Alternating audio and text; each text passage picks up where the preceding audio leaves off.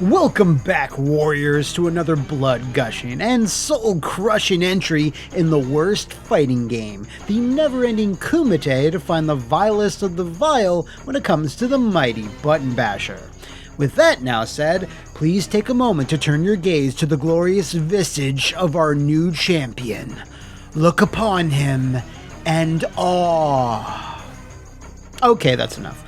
Anyway, our newest contender for Pit Fighter's crown is very much cut from similar cloth, in that it is over-the-top, digitized, made by an inexperienced developer, and is absolute rancid garbage juice. However, in this very specific case, we might not be able to pin all the blame on the game itself, because Tattoo Assassins, the only title that appears in the worst fighting game intro but up until now was without its own dedicated episode, never actually released. Yeah, there's a cabinet over at GallopingGhostArcade, but it was officially cancelled at the very last second after a short but painful development period from a team that didn't actually want to make it, which is something I'll get into. But it has to be asked, was it painful enough that Tattoo Assassins might dethrone Pit Fighter? Well, we won't know until we get it in the ring. You all know Data East, right? They were an arcade giant in the 80s and early 90s, developing such bangers as Burger Time, Bad Dude, Fighter's History, and the seminal horror beat-em-up Night Slashers. God, I am so worried about that dodgy-looking remake. Anyway, all of those were developed by its main Japanese branch, but Data East also had an American arm that specialized not in video games, but pinball. Take 3 guesses at which division got tasked with ripping off Mortal Kombat.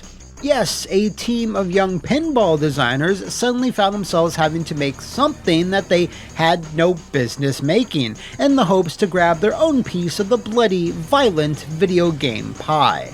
According to Dan's Tattoo Assassins page, which has an exclusive interview of sorts with one of the former anonymous designers, the idea of goofy live-action warriors with even goofier cartoon tats that come to life was an idea that was kinda kicked off by Data East Pinball's head of engineering, Joe Kaminkow.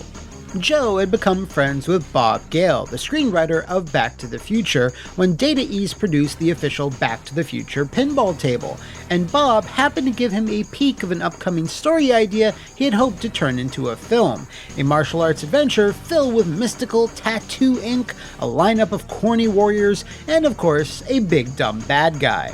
Joe flipped over this concept for some reason and immediately wanted to jump into developing a game based off the premise, and with MK2 dominating arcades at the time, ripping that off seemed like the safest bet. If everything then went well, they would also have the double whammy of already having a hot game on the market based on a big Hollywood movie that was 100% totally going to be filmed. Joe was even then able to convince his bosses over in Japan that despite their vast amount of inexperience, the pinball division could deliver such a game, which they kinda did, but not really. The interview on Dan's Tattoo Assassins page also states that Data East Pinball was able to scratch out a living thanks to Joe's great contacts within the entertainment industry, which is what scored them big franchises like Jurassic Park and Star Wars, but unfortunately, there was a catch to this. Despite the great IPs, their pinballs weren't as engaging as the competition, and this is because in an effort to churn out multiple tables per year, the designers were only given a few short months to make a game from scratch, while their rivals over at Williams were given a full year or more. Give me your money. So again, guess how long Tattoo Assassins was given. If you said 8 months, that's absolutely ridiculous, but nevertheless absolutely correct. Now, this isn't too bad of a time frame depending on the genre, and if you're a seasoned vet from Capcom, Konami, or hell, Data East, but not for a team that had never made a fighting game, or hell, a video game at all. What resulted was then 8 months worth of crunch from start to finish, working 12 hours a day, 7 days a week.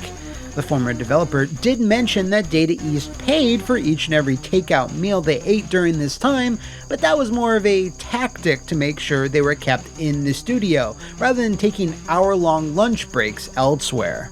$25,000 in bonuses were dangled in front of each member of the team too, but they were often threatened to be snatched away if they were ever late or had to take time off. This resulted in many on staff getting increasingly resentful of having to work on Tattoo Assassins, especially since many of them knew the game was shaping up to be quite the wet fart, because, well, none of them knew what the hell they were doing. Bob Gale, who came up with all the characters, would routinely check in on the game's progress from time to time, and by all accounts was a delight to work with because he was always very humble and generous throughout development. This, unfortunately, wasn't enough to energize the team, and even though they were trying to race towards the finish line, Data East Pinball was eventually sold to Sega before Tattoo Assassins could be completed, whereupon the project just kind of fizzled out. I have to imagine that Sega took one look at it and simply said, no fucking thanks, and quietly declined. Fortunately though, despite that dire fate, the staff were still able to return to designing pinball machines, so, at least there's that. This is still kind of a shame though, in a way, because Tattoo Assassins is pretty dang complete. Each character has a full moveset, there's endings, and of course a ton of fatalities, like maybe too many. Along with that, due to its nature of not actually being widely released and 100% finished, there are, of course, a few bugs you can expect to encounter along the way, which I'll get into in the next section that I like to call the...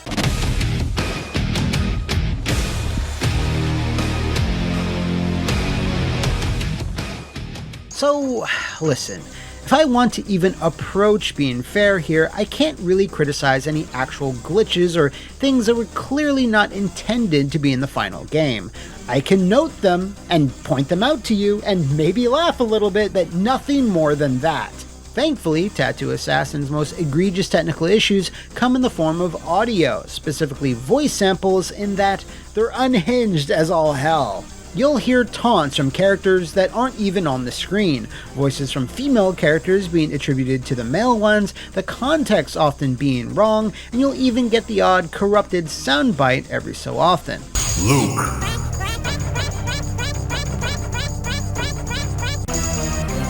I also wonder about the soundtrack and whether it was completed or not, because I swear there's only one song that constantly loops as you climb through the arcade ladder. It sounds a lot like any random song you'd hear in Mortal Kombat 1 or 2, but it has this sleazier, pornier sound to it. Damn, getting Pit Fighter SNES vibes already. Now, the graphics are a mixed bag, where, no, actually, they're just bad. Unlike many digitized games I've covered before, Tattoo Assassins has a ton of pixel touch-ups where the artist painted over the actors, adding lots of really unneeded details and colors that give everyone a way more cartoony, and in my opinion, cheaper look. Now, even if those touch-ups were not present, I don't think this cast of characters would be fondly remembered, or even have their own section on the Fighter's Generation, which they don't, by the way. Billy Two Moons, Truck Davis, AC Current, Maya, Takahata, or Takahata? No wait, actually it's supposed to be Takara, apparently. Luke Cord, Hannah Hart, Derek O'Toole, and the most 90s character I can think of, Carla Keller, make up the iconic Tattoo Assassins crew. But wait, there's more! Colden, the generic final boss with Freddy Krueger gloves, is backed up by his awful, stinky sub-bosses. Rhina, Deke K, and Prism, and I mean, well, just look at them. You're telling me these clowns were all thought up by the same guy that created Marty McFly, Doc Brown, and Biff? There's also two other tertiary characters I guess I gotta mention, like old Diaper Man over here and this lady. Apparently she's like some fucking tattoo assassin's avatar, and you control the other tattoo assassins through her. Because the entire cast is heels, by the way. They're all bastards. You, the player, choose to mind control one of them to fight for the forces of... I don't know. The tattoos themselves also tie into the problem of the ugly paintovers on the actors, which all look like they're applied by a 5-year-old and have to be visible at all times. That means each fighter always has to be shirtless or be clad in a vest or bra-like top, which leads to a lot of them looking really similar to each other. This then bleeds over into the stage art as well. Everything is just a bit too loud and garish, which is giving me more parody, like it's making fun of Mortal Kombat, almost in a ClayFighter way, but that's not what they were going for at all. But nothing exemplifies the cheap look better than the Fatalities, which is more of a mechanics thing, I know, but I have to mention them here. While there's a few simple and gory ones, the vast majority of them are ludicrous vaudeville, farcical fallacies that scrape the very bottom of the proverbial 90s barrel. Just lots of flatulence, PG-13 nudity, references nobody remembers, and animal pictures that are simply ripped from magazines and pasted into the game. And also, no, there's not 2,196 of these finishers. Like, while I do not consider myself a mathema-scientist, I did the math. It doesn't shake out. Finally, there's the endings, and there are some, which is a plus, but they go full clown mode too. It's all silly crap that doesn't have anything to do with the fighters' backstories, which are actually somewhat grounded and serious. Well, serious for fucking tattoo assassins anyway.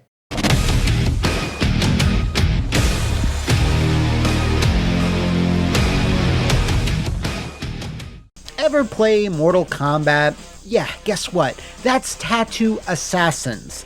High and low punches and kicks, a block button, an uppercut, roundhouse, sweep, and throw. That's it. Each character also has their own set of special moves, and those are about what you'd expect too. Tons of projectiles, body torpedoes, electricity, again, all plucked straight out of MK. There is kind of a push block move as well, and everyone has a universal fart attack for some reason. I guess they all trained under Master Bo Rai Cho. I mean, why did they call this Fart Assassins? There is one other mechanic to mention though, but I'm hesitant to mention it because I'm not 100% sure it's done or working as intended. Once you select a character, you have the choice of 3 available special moves, which use their own dedicated buttons simply by pressing it. So you might be like, cool, that's a bit like Street Fighter 3's Super Art system or even MKX's variations. But here's the thing, you can only use this specific special move, I think 5 times per round or match. But here's even more the thing, it's always a special move that's already available to you via a standard button combo at any time, so all this really does is allow you to spam it without inputting a command motion.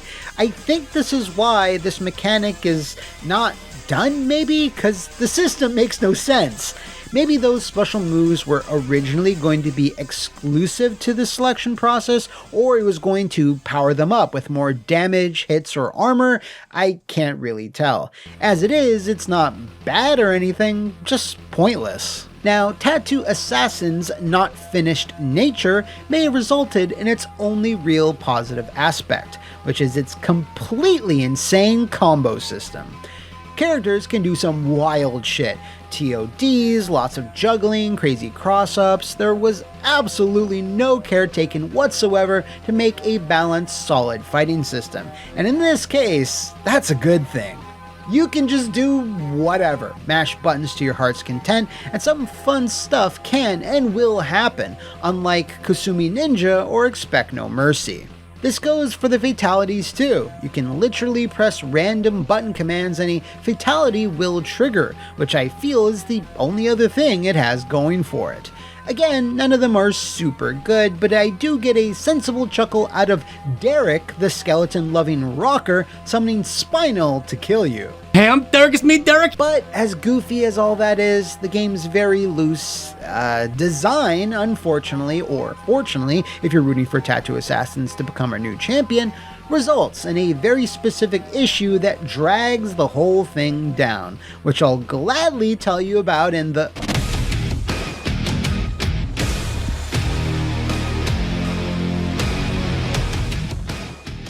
Now, look, as much as I love janky games that let you go buck wild, Street Fighter the movie, the arcade game, this is not. Yeah, you can do late jumping attacks and combo straight into an uppercut and then juggle, but the problem is that this is all done with the main attack buttons, which are faster and more effective than doing anything else.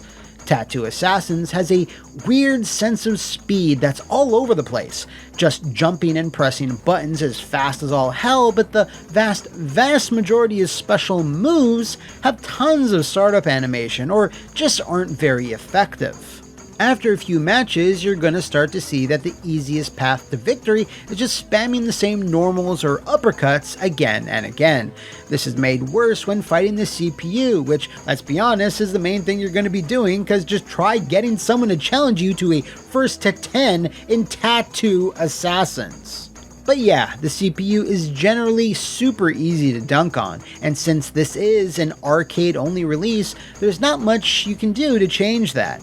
This becomes really apparent when fighting Prism, the last sub-boss, who gets absolutely washed by simple jumping attacks. Connect with only 3 or 4 and he's KTFO'd. Koldan is a pushover too, which I guess it's better than the game being too hard, but it is another example of Tattoo Assassins not being properly playtested.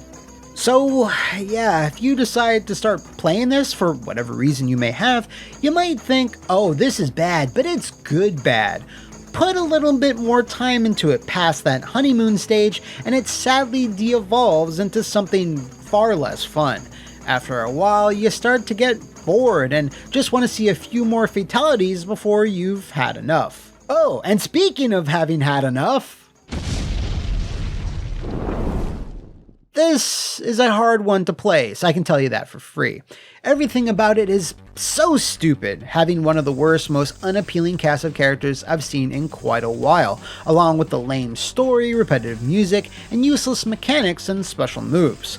But on the flip side, there's dozens and dozens of silly fatalities you can easily perform, along with some insane combo mechanics that should absolutely 100% not work, but somehow do. And finally, I gotta say, I don't get a super great feeling about Tattoo Assassins in general, due to the hell that the developers had to go through to make it. And it didn't technically get made. They didn't even get their bonuses, so, that's a fucking bummer. That being said, though, which tier is fighting game best, or worst in this case? Well, even though in terms of concept, Rise of the Robots or Savage Warriors is actually way cooler, these Assassins still handle far better, along with having full endings and millions of fatalities or whatever. But it still lacks the insane goofy playableness as Street Fighter the movie or War God, so I think this is a clear case of being fairly stinky, which is pretty appropriate since every one of these tatted up losers love blasting out methane from their mud holes. And with that, yes, you can all stop commenting how Tattoo Assassins didn't have its own episode, as it's been corrected today. And if you out there would like to nominate the next competitor to take on the mighty Pit Fighter SNES, do let me know in the comments below or enter the fighting temples of my social media. And until then, warriors, I'll see you next time on the worst fighting game.